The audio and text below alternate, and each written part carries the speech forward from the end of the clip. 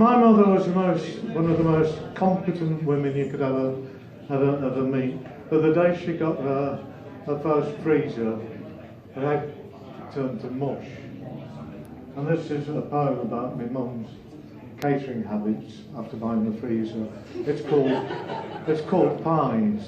And I find that a particularly inspirational title, Pies.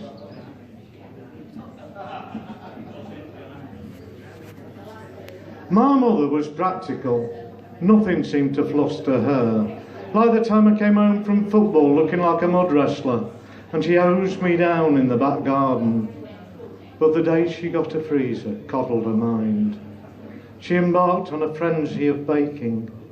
Pie after pie, the edges tamped down with teaspoons, and 4 holes like teardrops were made, were cooked, were called, and placed in the freezer. The household's quiet content was shattered by her realisation that she hadn't labelled a single one.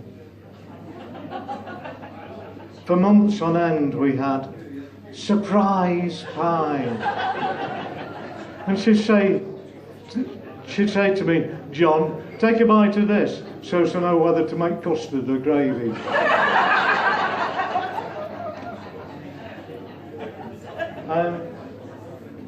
I just mentioned Parkinson's again. It's not all sort of bad having Parkinson's, because the side effect of one of the drugs, Ripinerol, is to make the user hypersex. So if you don't like to form an orderly queue, another side effect is constipation, and you can guess what I've got. One you can and one you can't. I did a degree, a master's degree at Keele, and when I was a young student, I used to hitchhike, and I thought, when I'm an old student now, I'll give people lifts.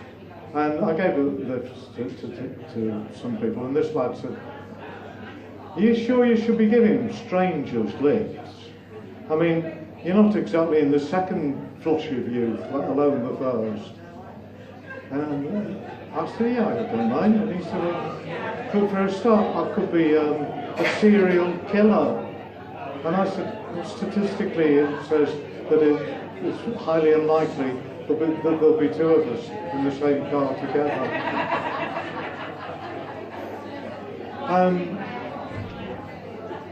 God bless all of those of you who've given blood transfusions over the years.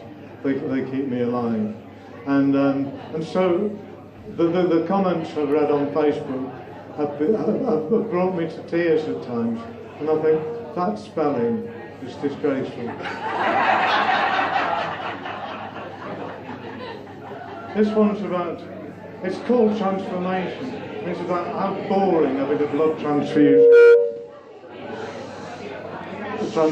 is. The tube is the gauge of a hyphen and just oozes into the vein.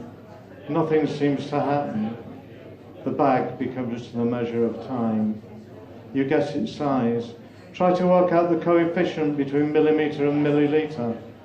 The influence of machine and gravity on how long the bag will take to empty. No perceivable progress has been made. So you calculate how long it has taken you to do the calculations. You read the same line of your book again. You drop your pen. It stays where it has fallen. You try and work out the hierarchy of uniform colours. You read the same line of your book again. This glimpse of immortality is broken by the machine, not with a bang, but with the first notes of laughter in the rain. Untethered but grumpy, all you want is home. Tomorrow your head will be clear. You can walk, you can write, and then you are humbled by a stranger's generosity.